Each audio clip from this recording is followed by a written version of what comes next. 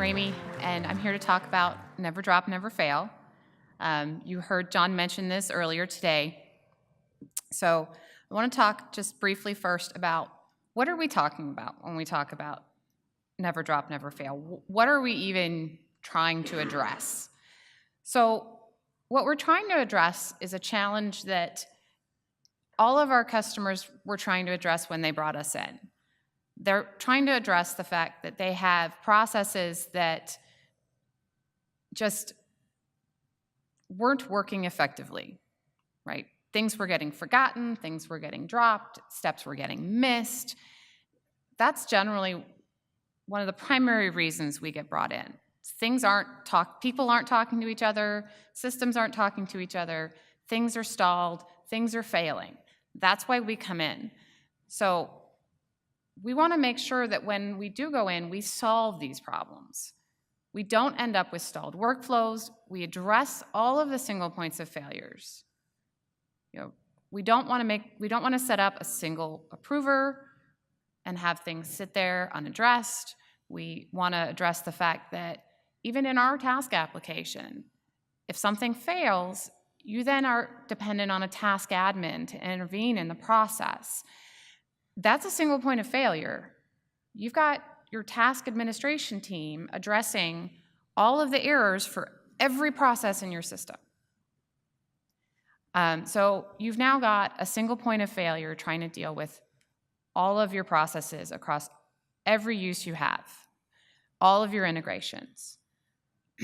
So what do we do about this? I'm going to address this in two parts: never drop and never fail. So first, talking about never drop. What does that mean? Never drop, it addresses the processes, making sure steps don't get missed, things don't get forgotten, all that. And we can very easily do this by leveraging routines to make sure that all of the pieces of our processes have backups and escalations, reminders, alternates.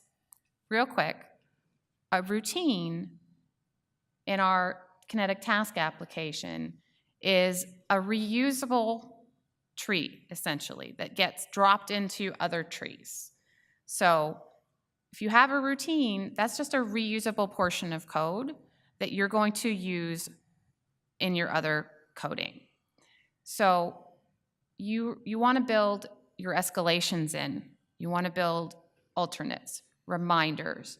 You want to remove the error handling from the task admins and give it to the appropriate people. So never drop.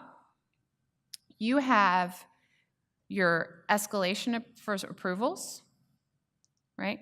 You have reminding your customers to submit forgotten items, expiring non-submitted items, cleaning up your system, handling alternate approvers. That's often something that folks don't think about first time round, right? Okay, well, we're going to assign, we know the approvals go to the person's manager. Well, that manager's on vacation for 2 weeks. Now what? Well, you can have escalations. It goes up to their manager. You can have alternate approvers. You can have them set up alternates for themselves when they leave. There's a number of ways to address these, but these are important things that when you're initially thinking about your processes, it's really helpful to really think about how do we make sure these processes don't drop. And this is something that we've done when we've built KinOps. And actually, when we have folks get into their builder, the task builder in KinOps, if people need to go that far, is we've built all these subroutines for them already. So when they're pulling in an approval, that approval has never drop things built into it. So we have all of that workflow them for there already. Said that backwards. So one example of this is, here's an example of an approval where it's also checking to see if the alternates exist, and all of the alternates get an approval at the same time the approver gets their approval. And then this routine would be dropped in every time you have an individual approver. So you're just pulling over individual approval, but within that is this logic. So you don't ever have to think about this logic once you've done it that first time. But it's always there, protecting you in a never drop scenario. And then we get into never fail. So this is kind of the other half, the removing programmatic single points of failure, that removing the fact that that task admin becomes a single point of failure. And this is where you get into changing your error process and your data handling. Because even if we made a process that is absolutely perfect from, this is exactly what the process is supposed to do, the process is perfect.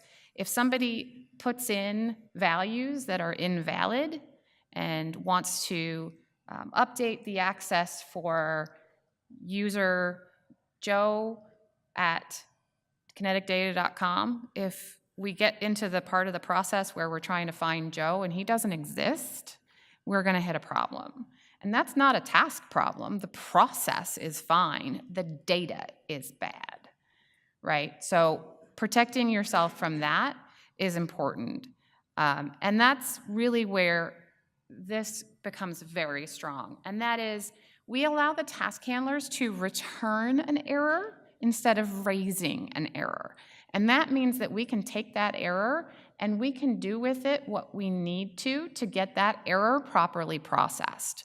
So if we know there's a chance, for example, when we're retrieving a team, that team might not yet exist, then we can catch that error and assign handling of that error to the person who manages teams or the team that handles administration of the system instead of the person who is managing the task application, right? Your application managers are rarely your data managers.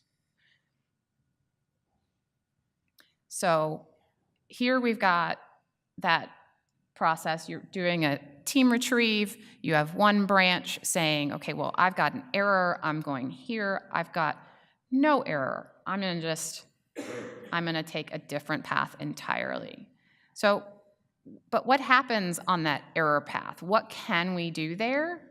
Well, this is what we do in KinOps, is that we assign that error out to the appropriate place and say, okay, well, here's your error. Here's the run ID. Here is the error message. And then you can go address that. You can fix the data problem. And then you can retry the task right there. And this is in our queue application. So this is the same place everybody else would be working their tasks. And so this is what the whole tree would look like, is we've got our retrieve team, and then it drops into that error process, which really is the same error process for all errors, right? It's just a matter of who gets it, who deals with it, who we're expecting to process that. And then we retry this whole thing over again. So what we're doing when we're retrieving a team is actually this whole process so that it can retry as many times as necessary until it's successful, and then we get the results of this process back. So we've got ourselves a kind of a cushion here. We're protecting ourselves from failure. So we're making sure that our errors are handled by the appropriate parties, and our workflows don't halt because of that. And we can also optionally expose this process to our customers. We can make submission activity records and expose this to the customer if we desire. So perhaps we're dealing with bad data. We need to create the team. We need to update somebody's manager before a process can go forward.